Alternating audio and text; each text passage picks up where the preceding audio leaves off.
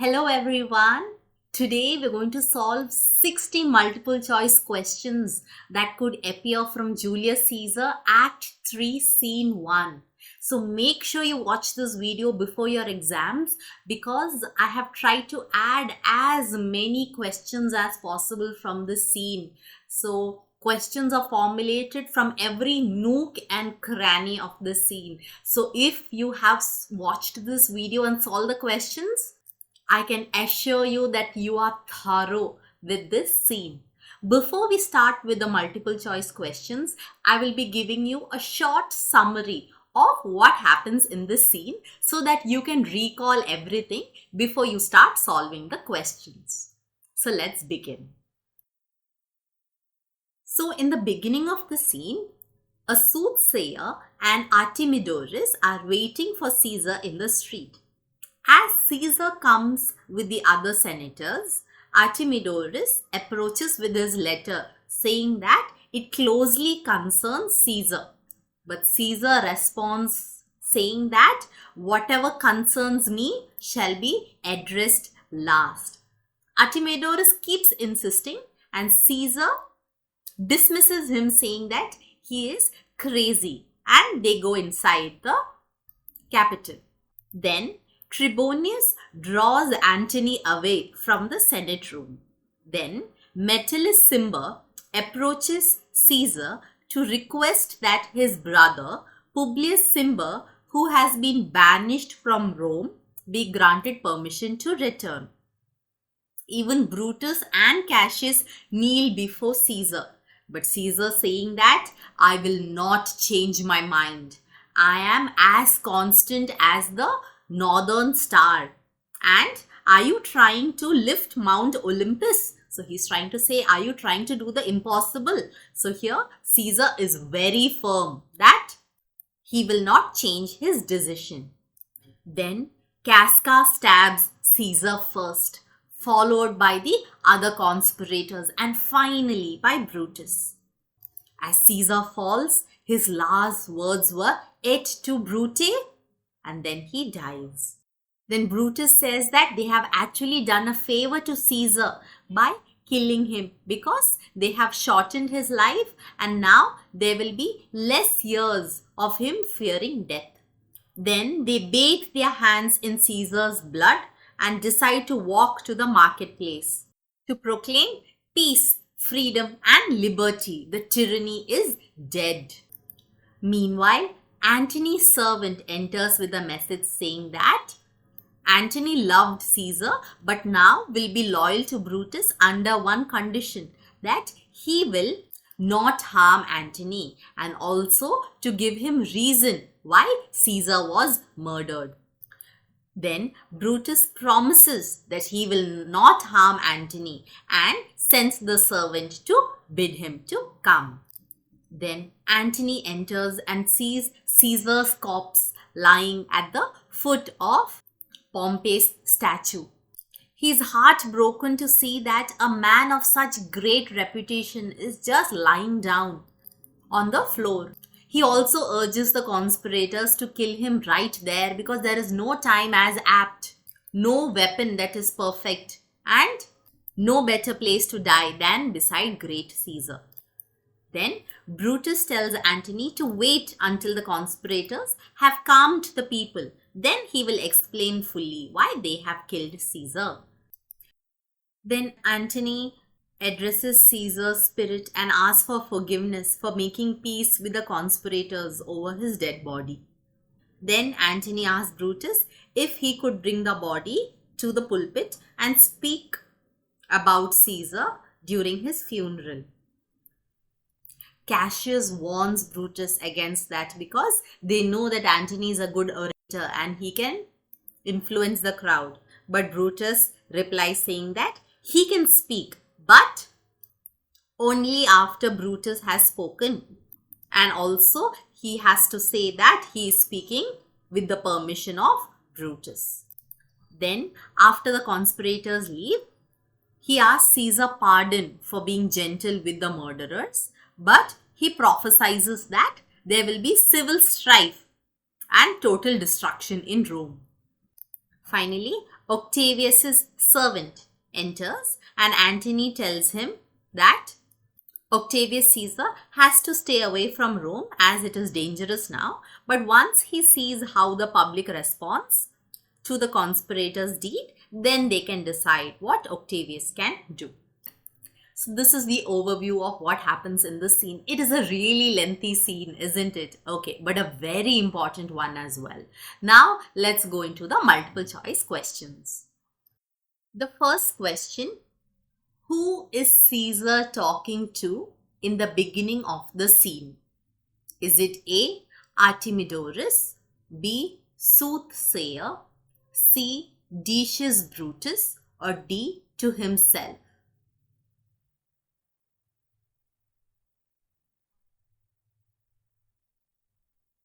Okay, I hope you marked your answer. The answer is Soothsayer. If you remember, in the beginning of the scene, the first thing Caesar says is, the Ides of March are come. So he's saying to the soothsayer, see, I'm still alive. The Ides of March has come. Second, who says A. Caesar but not gone? A. Soothsayer, B. Mark Antony, C. Decius Brutus, or D. Artemidorus?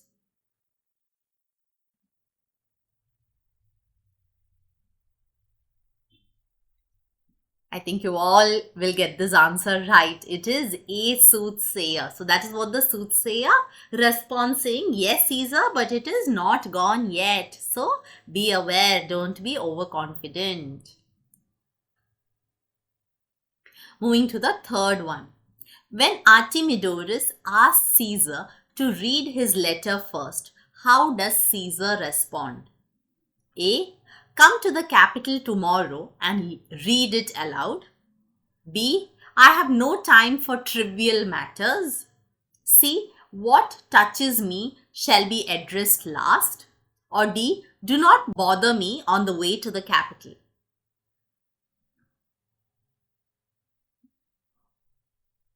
So the answer is option C. Yes, what affects me will be last served. So what touches ourselves shall be last served is what Caesar says. Moving to the fourth question. Why did Artemidorus ask Caesar to read his letter first? A. He felt others could influence Caesar. B. Because Caesar's life would change if we would read the letter. C. Because it affects Caesar directly. Or D. He wanted to impress Caesar.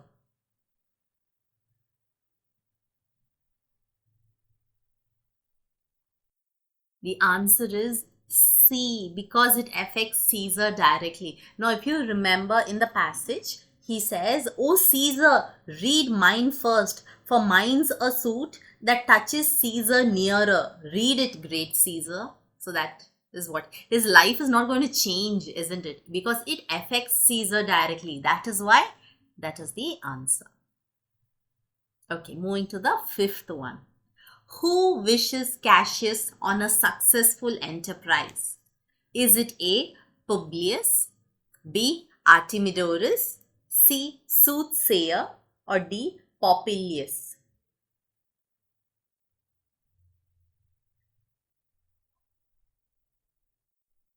Okay, so the answer is Popilius, correct. What does Popilius say? I wish your enterprise today may thrive. Okay, sixth one. When Artemidorus kept insisting Caesar to read his letter, how did Caesar respond? A. He gently asked him to come to the capital.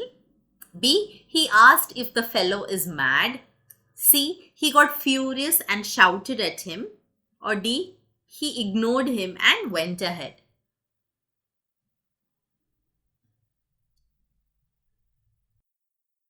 And the answer is B. What does Caesar say? What? Is the fellow mad? Is what he says.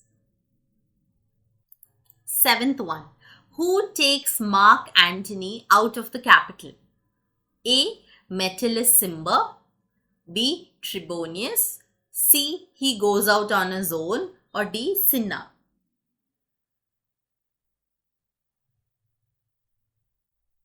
The answer is Trebonius. If you remember, Cassius says, Trebonius knows his time, for look, he draws Mark Antony out of the way. Moving to the 8th one. When Cassius fears that their endeavor or their purpose is discovered, what does he say? A. Brutus, be sudden, for we fear prevention. B. We must have to put our plan into action some other day. C. We must kill Popilius along with Caesar. Or D. Cassius or Caesar shall never return back.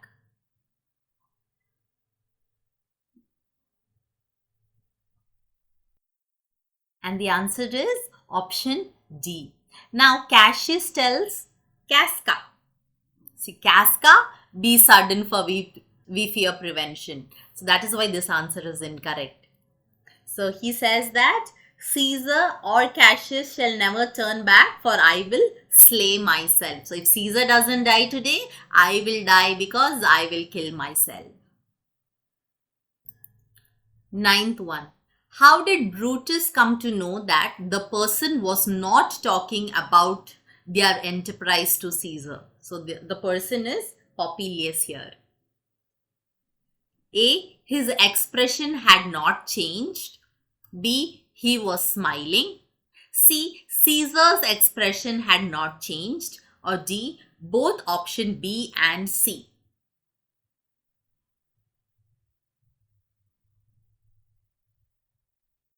So the answer is option D. Yes, because Brutus says, right, Popilius Lena speaks not of our purpose, for look, he smiles. And Caesar's expression has not changed. So the answer is option D. 10th one. Who calls Caesar most high, most mighty, and most puissant Caesar? A. Casca, B. Cinna, C. Metellus Cimber, or D. Brutus?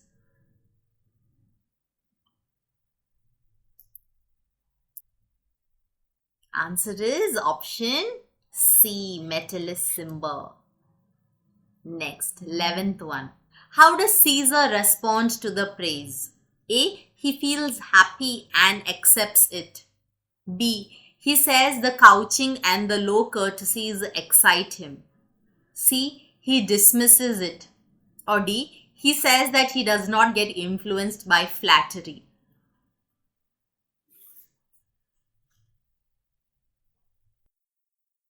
And the answer is option D. Now, some of you might have marked option B, but he's saying that the couchings and the low courtesies don't excite him. He's saying that these couchings and these lowly courtesies might fire the blood of ordinary men. But don't be foolish in thinking that Caesar would change his mind. That is why the answer is option D. 12th question. If thou dost bend and pray and fawn for him, I spur thee like a cur out of my way. Who does Caesar say the following words to? A. Metellus Cimber, B. Cassius, C. Popilius, or D. Decius Brutus? So the answer is A. Metellus Cimber. Moving to the 13th one. Who says that he is constant like the northern star? A. Cassius, B. Brutus, C. Cinna, or D. Caesar?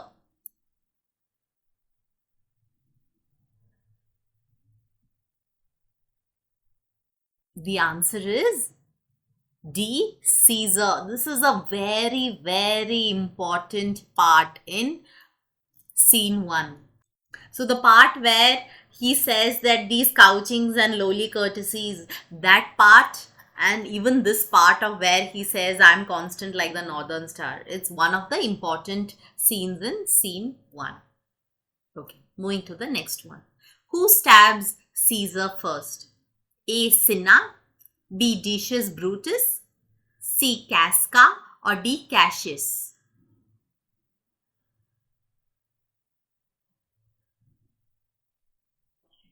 The answer is A. Cinna.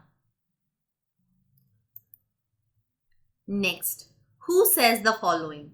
I kiss thy hand, but not in flattery, Caesar, desiring thee that Publius Cimber may have an immediate freedom of repeal.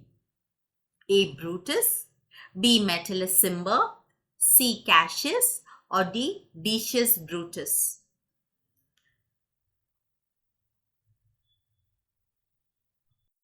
The answer is, it is Brutus who says that.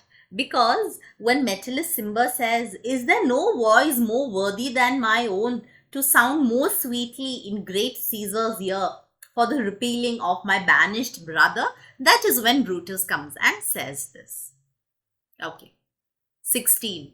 Who says, pardon Caesar, Caesar pardon, as low as thy foot that I fall? A. Brutus, B. Metellus Cimber, C. Cinna, or D. Cassius? So, who says this? It is Cassius who says this. What does the person say when he stabs Caesar? Means the first person who stabs Caesar, what does he say when he does that? A. Caesar, thou art revenged. B. Speak, hands for me. C. Liberty, freedom, tyranny is dead. Or D. Ambition's debt is paid.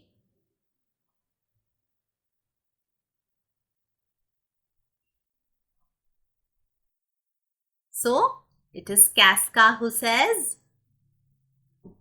speak, hands for me. Yes. 18th one. What is Caesar's last words as he falls? This is a very famous line. I think all of you are going to get this answer right. A. You too, Cassius. B. Brutus, how could you? C. You too, Brutus. Or D. Injustice has been made. So what does Caesar say? He says, et tu, Brute, means you too, Brutus. And he dies. 19th one. Who asked the senators and people not to be afraid and stand stiff as ambition's debt is paid? A. Marcus Brutus, B. Casca, C. Cassius, or D. Decius Brutus? So the answer is A. Marcus Brutus. So because there is total chaos, everybody is scared. Brutus says, people and senators, be not affrighted, fly not, stand still, because ambition's debt is paid. That is Brutus who says the following words. Next, which among these does Caesar not say? So there is one option among this that Caesar does not say. Which one is it? A. If I could pray to move, prayers would move me. B. There are numerous stars in the sky and I shine the brightest. C. Men are flesh and blood and apprehensive. D. There is one who that holds his rank, unshaked of motion, I am he. E. I am constant as the northern star, who is true fixed and resting quality, there is no equal in the heavens.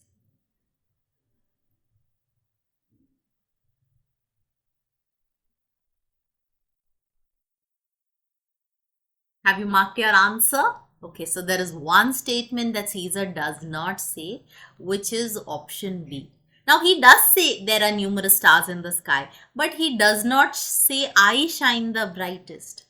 I'll quote the exact line that Caesar says. Skies are painted with unnumbered sparks. They are all fire, and every one doth shine. But there's but one in all doth hold his place. So there are numerous stars and all of them shine, but there is only one that holds its place. So he's saying that I am that star that holds its place, not shine the brightest. That is why option B is the incorrect one. Moving to the 21st. Who says, hence will you lift Mount Olympus? A. Cinna, B. Cassius, C. Caesar, or D. Brutus? I think this is also pretty apparent that the answer is Caesar, option C. So by stating this line, he is trying to tell the others that their attempts to persuade him are futile and they are trying an impossible task, just like trying to lift Mount Olympus.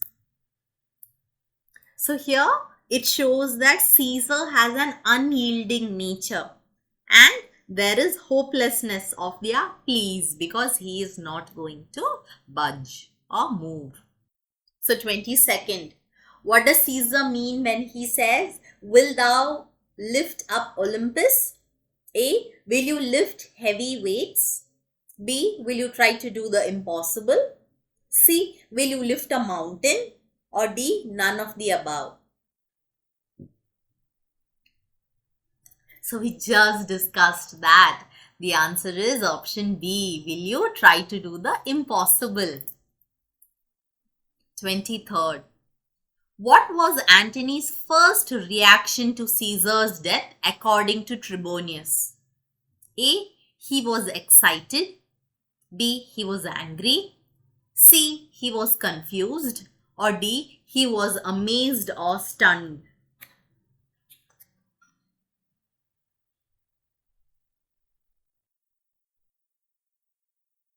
So the answer is he was amazed or stunned. So when Cassius asks, where is Antony? Trebonius says, fled to his house amazed.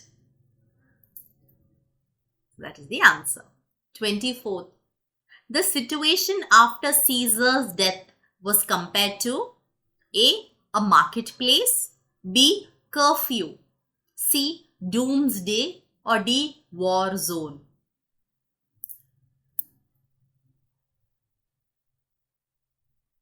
So it was compared to doomsday. Men, wives and children stare, cry out and run as if it were doomsday. 25th. Who says liberty, freedom, tyranny is dead? Run hence, proclaim, cry it about the streets. A. Cinna, B. Brutus, C. Cassius, or D. Trebonius.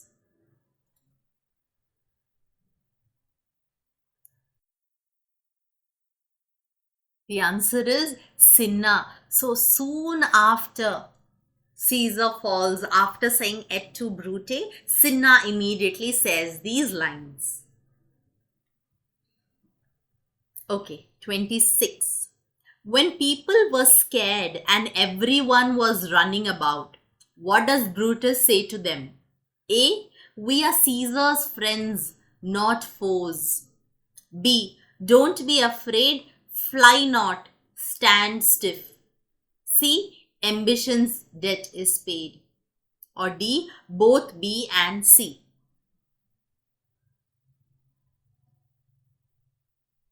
Okay, so we've already discussed this answer before. It is option B and C. He says both of these lines.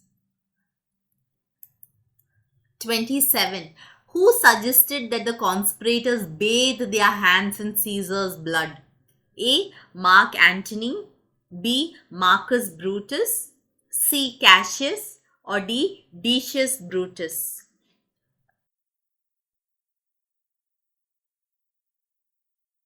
So the answer is B. Marcus Brutus. So what does he say? Let us bathe our hands in Caesar's blood up to the elbows and besmear our swords. Then walk we forth even to the marketplace. And waving our red weapons over our heads, let's all cry peace, freedom and liberty. So I'm giving an explanation for each question so that everything is so thorough that you're clear with every question and you don't get confused anywhere in the exam. 28th one. Their heroic scene will be reenacted in A. Places all over Rome, B. In accents yet unknown, C. In states unborn, or D. Both B and C.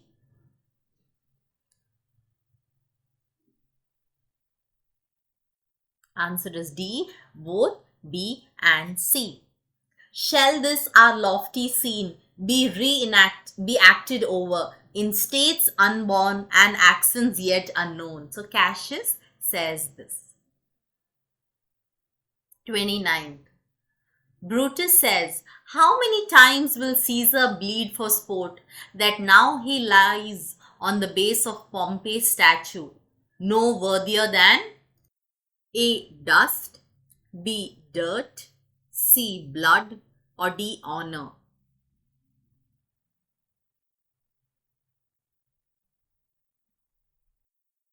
So Caesar lies on the base of Pompey's statue, no worthier than A. Dust. 30th question. Now this is not a multiple choice question, but I thought this part was important for you to know. So I have written it as a question and answer. Why does Brutus say, grant that and then death is a benefit, so we are Caesar's friends? Why does Brutus say that? When Cassius says that he who cuts off 20 years of life cuts off so many years of fearing death, so Brutus responds saying that, so we are Caesar's friends because we have abridged his time of fearing death. So that is why Brutus says that we are actually Caesar's friends because we have abridged his life and his time of fearing death. 31. Who says we will grace Brutus's heels with the most boldest and best hearts of Rome? A. Decius Brutus, B. Cassius, C. Trebonius, or D. Mark Antony?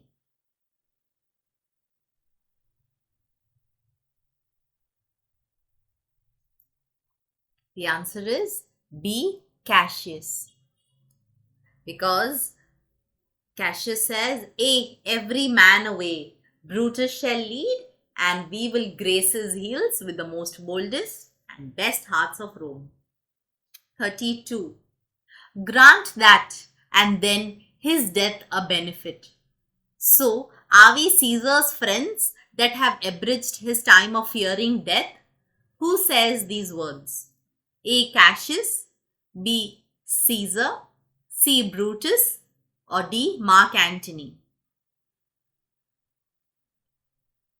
Okay, so we've already discussed this question. It is C. Brutus who says this.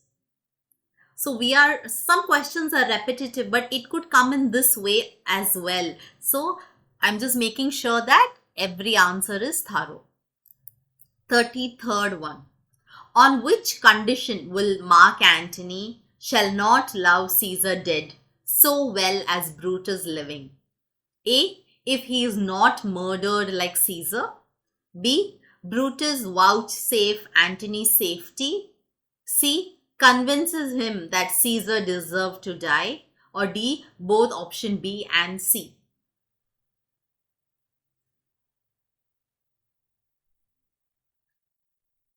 So under what condition will Mark Antony shall not love Caesar dead as well as Brutus living? If Brutus vouchsafe Antony safety and convinces him that Caesar deserves to die. So the answer is option D. 34th. Who does not trust Mark Antony and dissuades Brutus to believe him? A. Casca, B. Cassius, C. Metellus Cimber, or D. Caius Ligarius?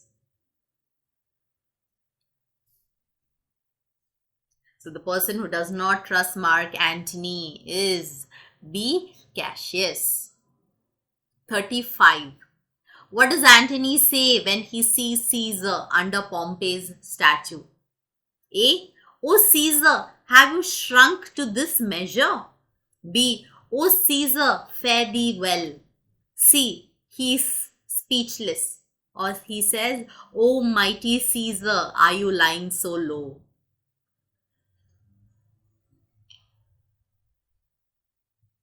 So the answer is option D. O mighty Caesar, are you lying so low? Now it is not this answer because he says, are all your conquests, glories, triumphs, spoils shrunk to this little measure? So she is not saying he's not saying have you shrunk to this measure, but he's saying have all the conquest and all that you have achieved shrunk to this measure. So what he first says is, O mighty Caesar, are you lying so low?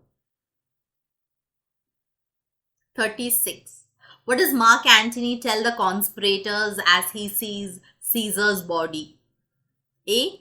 Who else of high rank must be killed? B. There is no time as apt as now to be killed. C. There is no better instrument to die to than the sword that killed Caesar.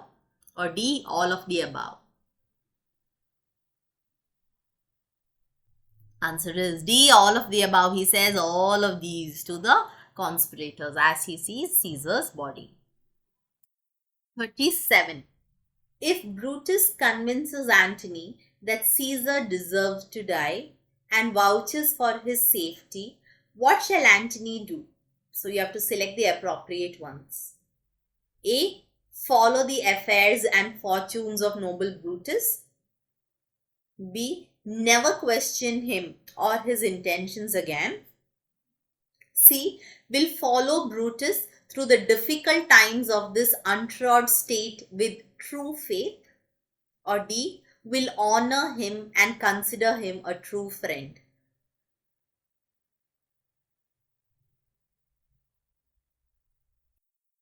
So the answer is option A and option C.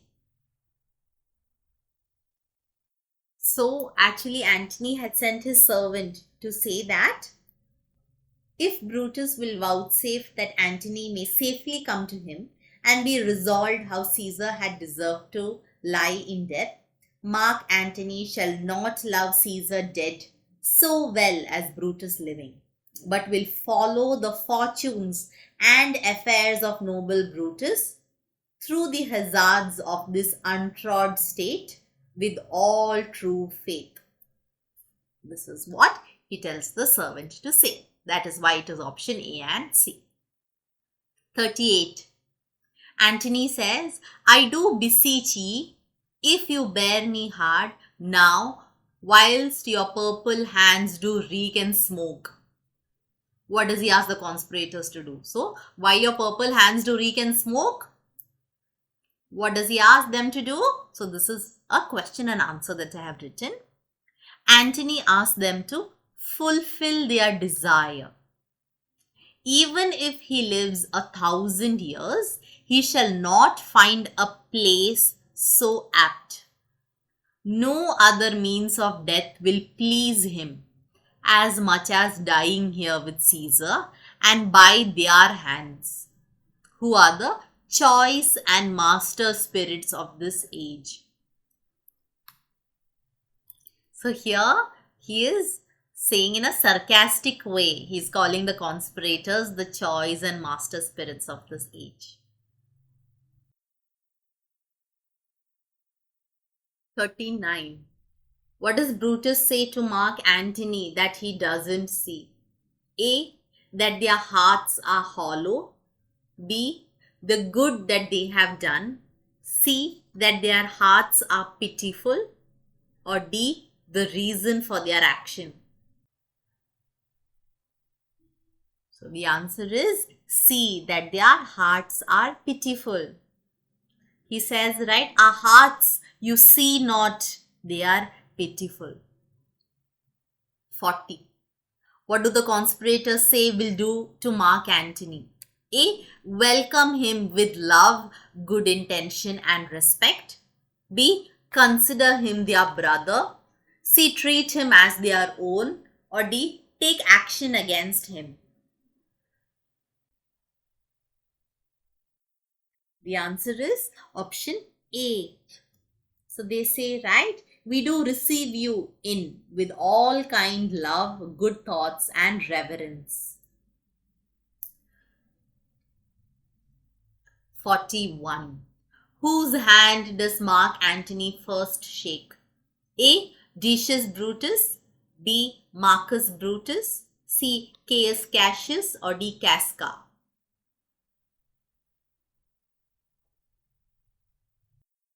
Answer is B. Marcus Brutus, because Antony says, let each man render me his bloody hand. First, Marcus Brutus, will I shake with you.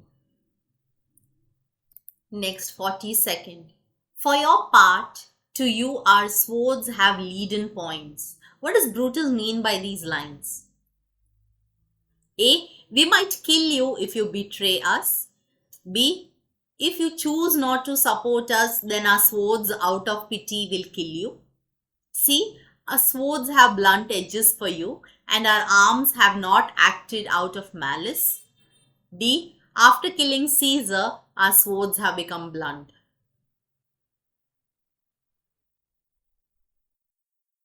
So the answer is, Brutus says to Antony that our swords have blunt edges for you, and we have not acted out of malice, but out of pity to the general wrong of Rome. 43. When does Brutus say he will give Antony the reason for killing Caesar? A. After they have calmed the masses who are filled with fear. B. After the funeral of Caesar. C. After a few days when things are back to normal. Or D. After they find Caesar's will.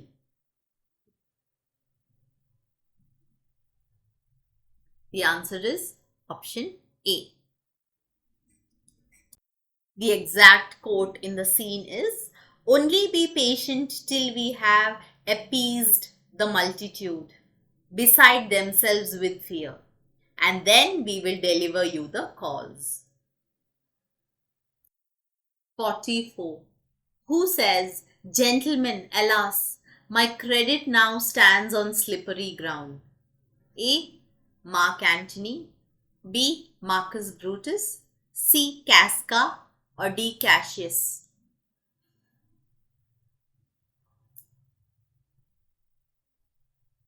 The answer is A. Mark Antony. 45. If Caesar's spirit look down upon them, it shall grieve dearer than his death. Why? A. To see that Brutus stabbed him.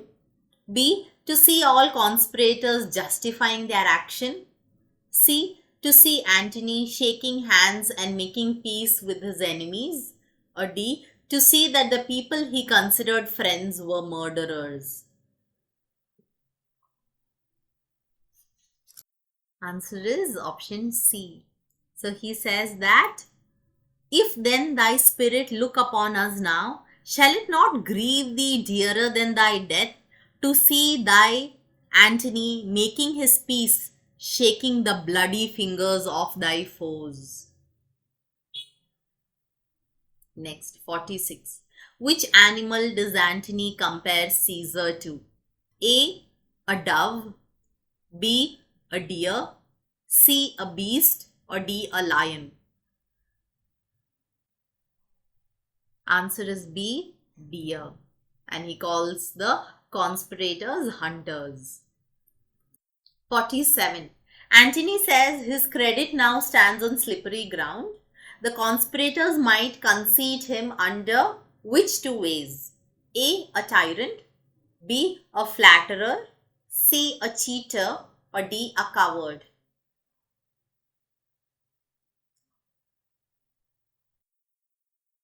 So the answer is, he says, that one of two bad ways you might conceit me, either a coward or a flatterer. So it is option B and D. 48.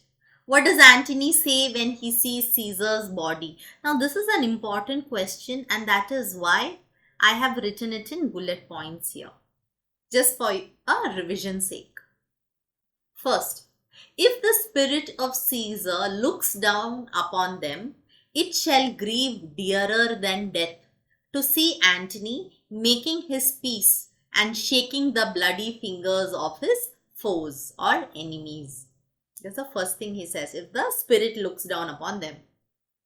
Second, if he had as many eyes as his wounds. So here, if Antony had as many eyes as Caesar's wounds, he would weep as fast as the blood that is flowing out from his wounds. So that is the second thing that he says, that if he had as many eyes as the wounds on Caesar's body, he would cry as fast as the blood that is flowing out. Third, it would suit me better to be Caesar's friend than to make terms of friendship with your enemies. So this is the third thing that he says. It is better that I actually be called Caesar's friend than to make friendship with your enemies. Fourth, forgive me, Julius, because you were trapped and the hunters stand here soiled with your blood. So now he's first asking for forgiveness and he says, sorry, you were trapped and these hunters here are standing fully soiled with the blood of your body. And fifth, he says, you were like a deer struck by many princes. So he calls the conspirators prince and Caesar a deer. 49. What reason does Antony give for speaking against the conspirators in front of them? A. He said the enemies of Caesar shall say this, then in a friend it is a cold modesty. B. He says he got swayed from the point when he saw Caesar's body. C. He had no evil intentions against them but wanted to see their reaction. Or D. All of the above. So what reason does Antony give for speaking against the conspirators? So first he says, pardon me, Caius Cassius, the enemies of Caesar shall say this. Then in a friend it is a cold modesty. So he says that. Then he also says that he got swayed from the point when he saw Caesar's body. So it is option A and B. 50. Who is referred here? Thou art the ruins of the noblest man that ever lived in the tide of times. So who is called this? Who is this thou mentioned here? A. Antony, B. Brutus, C. Cassius or D. Caesar?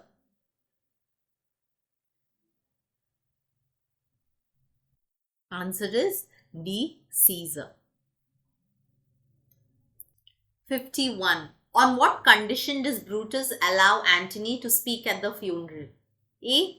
Brutus will first speak and Antony will speak only after him. B. Antony shall not blame the conspirators. C. He shall declare that Antony speaks only because of their permission. D. All of the above. So the answer is all of the above. It is under all these conditions that Brutus allows Antony to speak. 52nd. What does Antony predict would happen in Rome? A. Domestic anger and civil war will befall. B. Curse will fall on the limbs of men. C. Mothers will be happy to see their babies hacked. Or D. All of the above.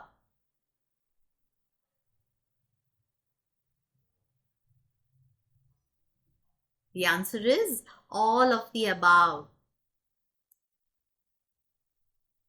So, Antony says, a curse shall light upon the limbs of men.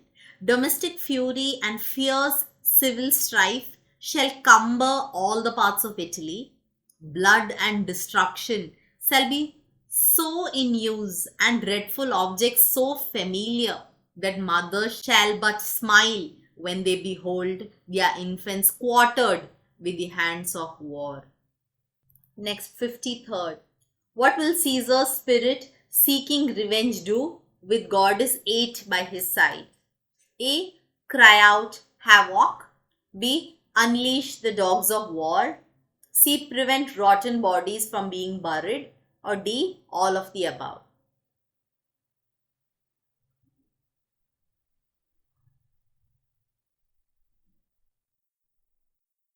Answer is again all of the above. 54. To whom does Antony say, "Thy heart is big, get thee apart and weep. Passion I see is catching from mine eyes"? A. Octavius Caesar. B. People in the crowds. C. The servant. Or D. Caesar's spirit.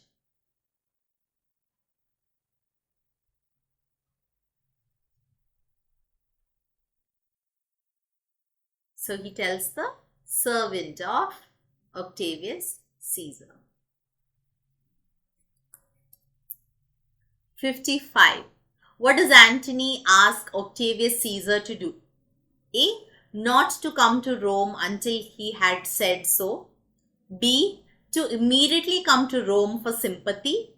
C. It is dangerous and never to come to Rome. Or D. Stay hidden in Rome.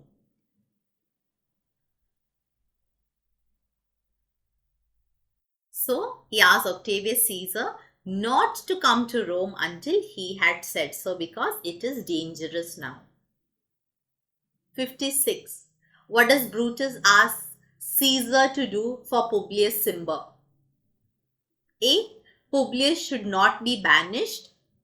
B. To support him for a new position in Rome.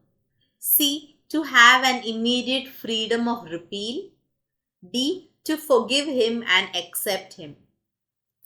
So what is Brutus asking to do for Publius Cimber?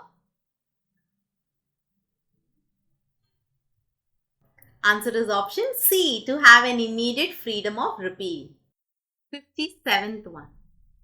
What is one grave mistake that Brutus did in this scene?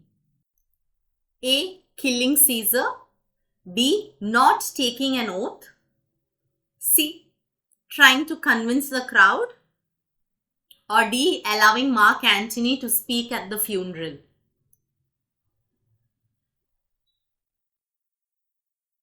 The answer is, the biggest mistake that he did was allowing Mark Antony to speak at the funeral. 58. Based on what will Mark Antony tell Octavius Caesar to do? So based on what? A. Based on the reaction of the conspirators. B. Based on how well he can convince the conspirators. C. Based on how people react to the cruel acts of the conspirators. D. Based on what the true intentions of the conspirators are, and to see if they keep their promise.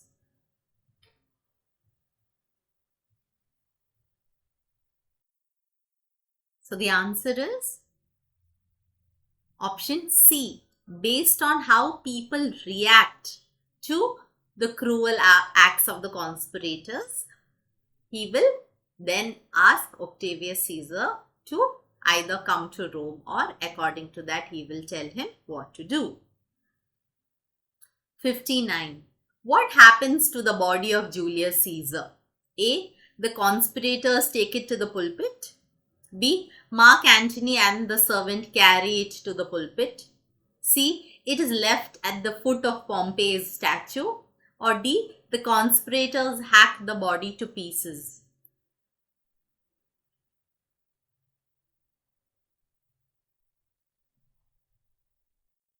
Answer is, Mark Antony and the servant carry it to the pulpit. Now coming to the last question. How does Brutus convince Antony that their intentions are right? So Brutus says that their reasons are so full of good regard that if Antony was Caesar's son, he would be satisfied. So this is how Brutus convinces Antony that they have killed Caesar because of good intentions and because of the pity that they felt to the general wrong of Rome. And we have successfully completed all 60 questions. You're thorough with this scene, isn't it? This is the answer key for all the questions, just in case you had to cross-check any answer. Make sure you share this video among everyone so that even they can gain through this. I'm really proud of your commitment towards your studies. God bless. I'm praying for you.